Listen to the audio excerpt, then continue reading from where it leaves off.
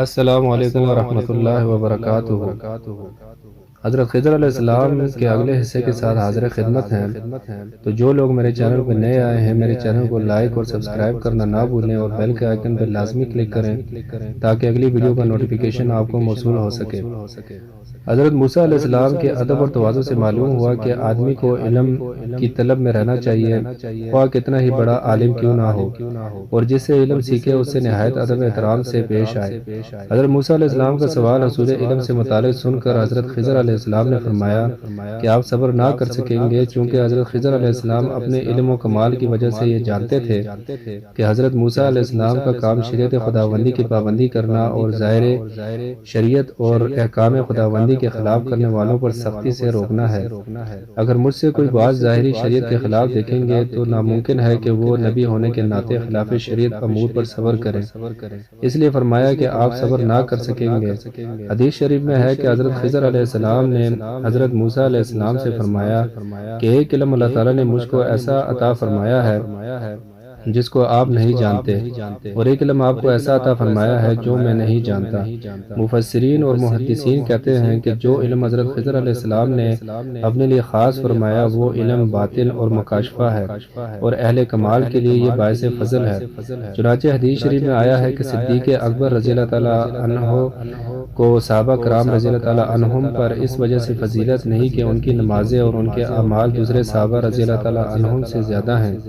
بلکہ ان کو اس وجہ سے دوسرے صحابہ رضی اللہ تعالیٰ عنہم پر فضیلت ہے کہ ان کا سینہ معارف الہی کا گنجینہ ہے،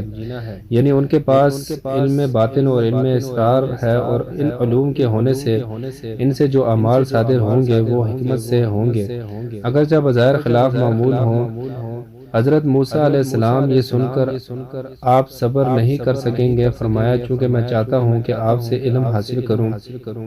اور اللہ تعالیٰ کا حکم بھی یہی ہے، تو میں تمام معاملات میں صبر کروں گا، بلکہ یوں کہا کہ اللہ نے چاہا تو تم مجھے صابر پاؤ گے۔ پھر حضرت خضر علیہ السلام نے کہا کہ اگر آپ میرے ساتھ رہتے ہیں تو مجھ سے کسی بات کا مت پوچھے گا جب تک میں خود اس کا ذکر نہ کروں۔ ذرا غور کریں، علم ظاہر کی شروعات ہی کیوں سے ہوتی ہے؟ اب یہاں علم باطن اور علم لدنی کی تدریس کا معاملہ ہے تو کہا جا رہا ہے کیوں نہ کرنا، معنی علم باطن شروع ہی فرمانبرداری سے ہوتے ہیں، چون چرا کا سوال ہی نہیں۔ یہ تصوف کا ایک اہم نقطہ ہے جو یہاں تعلیم فرمایا جا رہا ہے، اور موسیٰ علیہ السلام چونکہ علم باطنی کا حصول چاہتے تھے اور ان کی تحصیل کو خدا کا حکم سمجھتے تھے، اور چونکہ وہ خضر علیہ السلام کو استاد کی حیثیت سے تسلیم کر چکے تھے، اس لیے آپ نے حضرت یوشع بن نون کے ساتھ یہ شرط قبول کی اور دونوں نے سفر شروع کیا۔ دریا کے کنارے کنارے جا رہے تھے کہ کشتی پر نظر پڑی جو کنارے سے دور نکل گئی تھی۔ حضرت خضر علیہ السلام نے کشتی چلانے والوں کو آواز دی۔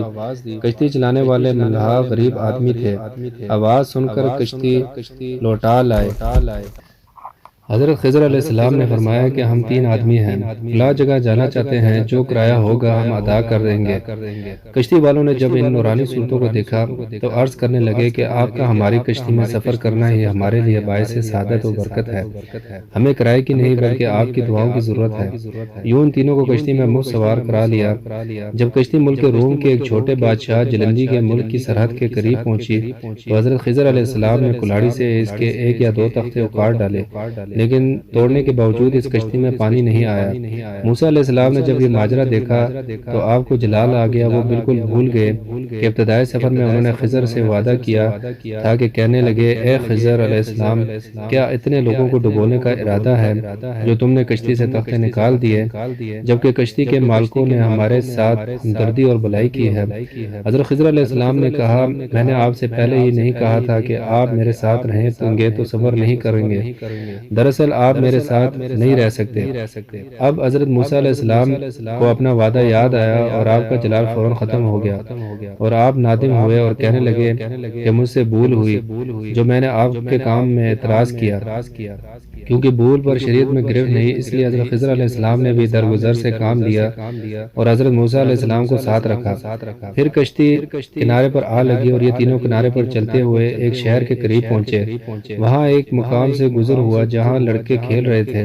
حضرت خضر علیہ السلام نے ان میں سے ایک نوعمر لڑکے کو پکڑ کر زمین پر لٹا دیا اور بغیر کسی ظاہری وجہ سے چاقو سے اس کے سر کو گردن سے جدا کر کے اس کو مار ڈالا۔ موسیٰ علیہ السلام چونکہ نبی تھے اور نبی کا کام برے کاموں پر لوگوں کو ٹوکنا اور منع کرنا ہوتا ہے، لہٰذا آپ ایک غلط کام بلکہ ایک ظلم ہوتے نہ دیکھ سکے اور پکار اٹھے، اے خضر کیا کرتے ہو؟ ایک ایسے لڑکے کا خون کر دیا جس نے کوئی گناہ نہیں کیا تھا۔ دوبارہ اس وعدہ خلافی کو دیکھ کر حضرت خضر نے فرمایا، میں نے پہلے ہی آپ سے کہا تھا کہ آپ صبر نہ کر سکیں گے۔ اب موسیٰ علیہ السلام چونکہ ایک مرتبہ کہہ چکے تھے کہ بھول ہو گئی ہے، لہٰذا اس دفعہ یہ تو نہ کہا کہ بھول ہو گئی بلکہ یوں کہا کہ خیر اب تو غلطی ہو گئی، آئندہ اگر میں آپ کو ٹوکوں تو آپ مجھے اپنے ساتھ نہ رکھیے گا۔ حضرت خضر علیہ السلام نے حضرت موسیٰ علیہ السلام کا یہ قول منظور کیا اور آگے بڑھے حتیٰ کہ دوپہر کا وقت ہو گیا۔ سب کو بھوک محسوس ہوئی تو ایک شہر انطاکیہ میں پہنچے۔ وہاں دیکھا کہ لوگ خوشحال ہیں، مکان اچھے ہیں اور شہر کی ظاہری حالت سے پتہ چلتا تھا کہ وہاں مال کی ریل پیل ہے۔ یہ تینوں کئی ایسی جگہوں پر گئے جہاں لوگ جمع تھے اور خود کو مسافر ظاہر کر کے فرمایا کہ ہم بھوکے ہیں، کوئی ہمیں کھانا کھلا دیں، مگر وہاں کے باشندے اتنے کنجوس تھے کہ کسی نے بھی ان کا خیال نہ کیا۔ یہ تینوں گھوم پھر کر ایک ایسی جگہ پہنچے جہاں انہوں نے دیکھا کہ ایک بوسیدہ دیوار گرنے والی ہے۔ حضرت خضر علیہ السلام نے اس دیوار کی مرمت کر دی اور اس کو اس طرح کر دیا کہ وہ اب برسوں نہیں گر سکتی تھی۔ گو کہ یہ کوئی ناجائز اور غیر شرعی کام نہ تھا، لیکن حضرت موسیٰ علیہ السلام کو ناگوار گزرا کہ اب ایک ایسے شہر میں جہاں لوگوں نے ہمیں کھانے تک کا نہ پوچھا اور بے مروتی اور بد اخلاقی سے پیش آئے، وہاں کی ایک دیوار بغیر اجرت کے درست کر دی۔ لہٰذا حضرت موسیٰ علیہ السلام نے فرمایا کہ اے خضر، جس شہر کے لوگ اتنے بے مروت اور بد اخلاق ہوں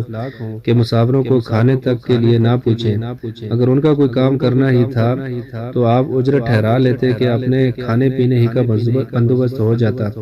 چونکہ یہ تیسرا اعتراض تھا، اس لیے حضرت خضر علیہ السلام نے فرمایا کہ آپ کی ہماری کیا بات طے ہوئی تھی کہ اگر اب میرے کسی کام پر اعتراض کریں گے تو بس آئندہ ہمارا ساتھ رہنا مشکل ہوگا، لہٰذا اب ہماری اور آپ کی جدائی کا وقت آ گیا۔ موسیٰ علیہ السلام نے چونکہ یہ شرط خود رکھی تھی کہ آئندہ اگر میں بولوں تو آپ کو حق ہے کہ مجھے ساتھ نہ رکھیں، اس لیے کچھ نہ کہہ سکیں۔ ہاں یہ ضرور کہا کہ ٹھیک ہے آپ جاتے ہیں جائیں، مگر یہ جو 3 واقعات آپ کے سفر میں دیکھے،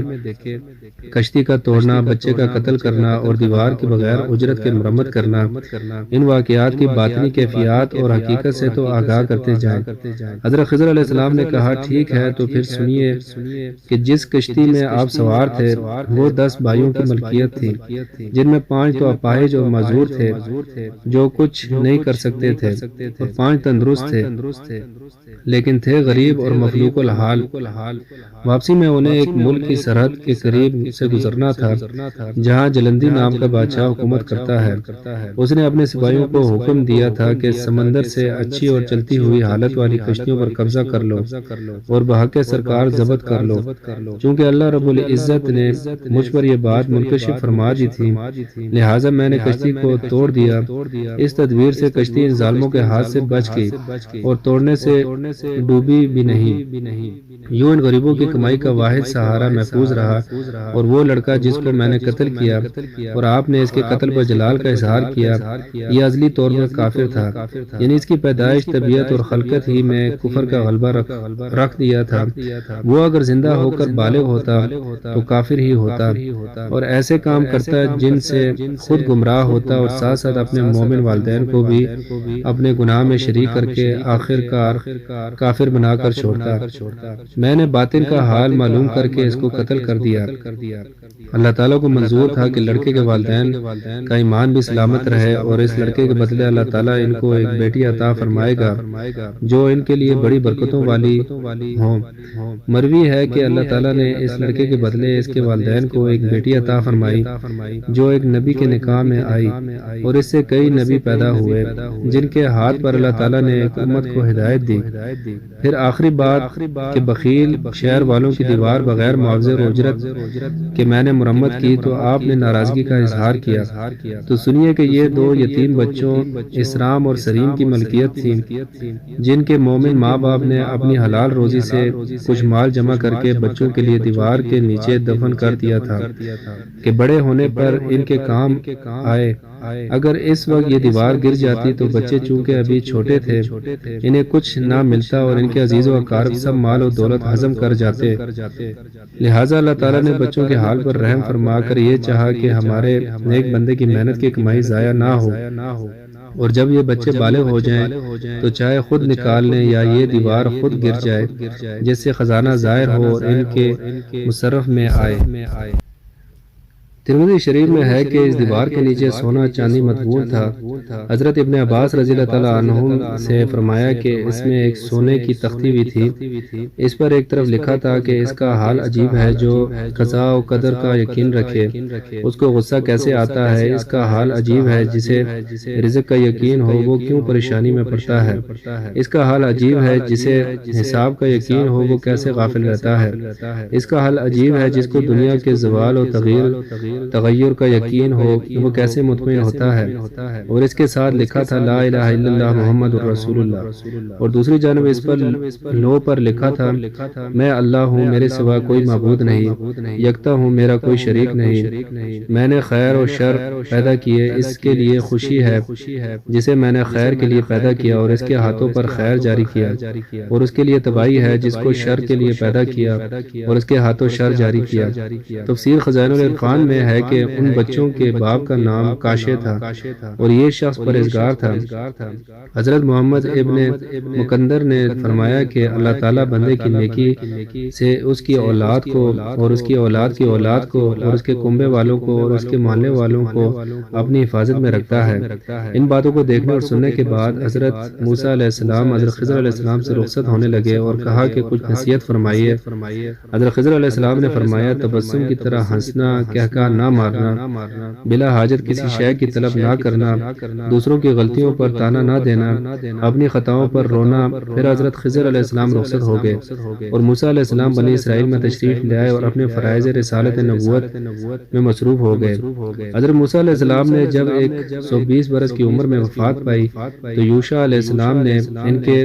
قائم مقام ہو کر لوگوں کی اصلاح کے فرائض انجام دینا شروع کیے۔ بعض لوگ اس قصے کو بنیاد بنا کر ولی کو نبی پر فضیلت دیتے ہیں جو سراسر گمراہی ہے۔ وہ خیال کرتے ہیں کہ حضرت موسیٰ علیہ السلام کو حضرت خضر علیہ السلام سے علم حاصل کرنے کا حکم دیا گیا ہے، اس کے باوجود کہ حضرت خضر علیہ السلام نبی ہیں اور در حقیقت ولی کو نبی اور فضیلت دینا کفر ہے، اور اگر حضرت خضر علیہ السلام نبی ہیں تو یہ اللہ تعالیٰ کی طرف سے موسیٰ علیہ السلام کے حق میں آزمائش اور امتحان ہے۔ مبارک بات راسل یہ ہے کہ حضرت موسیٰ علیہ السلام شریعت کے پابند نہایت اعلیٰ مرتبے کے رسول برحق نبی اور اللہ کے کلیم ہیں۔ آپ کو اللہ تعالیٰ نے نبی بنا کر اپنے ظاہری و باطنی علمی خزانوں کی کنجیاں عطا فرمائی تھی، مگر کوئی کیسے ہی درجے پر پہنچ جائے پھر بھی اللہ تعالیٰ کے سامنے اس کے علوم ناقص ہیں۔ ہاں جسے اللہ اپنا حبیب فرما کر تمام علوم عطا کر دے پھر اس کی کیا بات ہے۔ یہاں بات کلیم اللہ کی ہو رہی ہے جنہیں علوم شریعہ سے باہر فرمایا، اور ایک خیال کہ شاید مجھ جتنا علم کسی کو نہیں آتا تھا کہ اللہ رب العزت نے حضرت خضر علیہ السلام سے ملاقات کروا کر اس خیال کی نفی فرمائی کہ بے شک ہم نے تمہیں کئی علم عطا کیے مگر تمہارے علوم کی مثال ہمارے سامنے ایسی بھی نہیں کہ جیسے چڑیا سمندر سے پانی کا قطرہ چونچ میں لے کر اڑ رہی تھی۔ اس واقعے میں گو کہ حضرت موسیٰ علیہ السلام کو اپنی نسبت سب سے زیادہ عالم ہونے کا خیال ظاہر اور ان کی دانست کے موافق غلط نہ تھا، لیکن چونکہ حقیقت میں صحیح نہ تھا اور اللہ تعالیٰ اپنے خاص بندوں سے بعض نہایت معمولی لغزشوں پر بھی گرفت فرما لیتا ہے، اس لیے معلوم ہوتا ہے کہ حضرت موسیٰ اور خضر علیہ السلام کی ملاقات موسیٰ علیہ السلام کی اطلاع اور تنبیہ اور ان کے علوم و کمالات میں اضافے کی خاطر کرائی گئی۔ ان باتوں کے علاوہ بھی اللہ تعالیٰ کی سینکڑوں مصلحتیں اس میں چھپی ہوں گی جو ہماری عقل و فہم سے بالاتر ہیں۔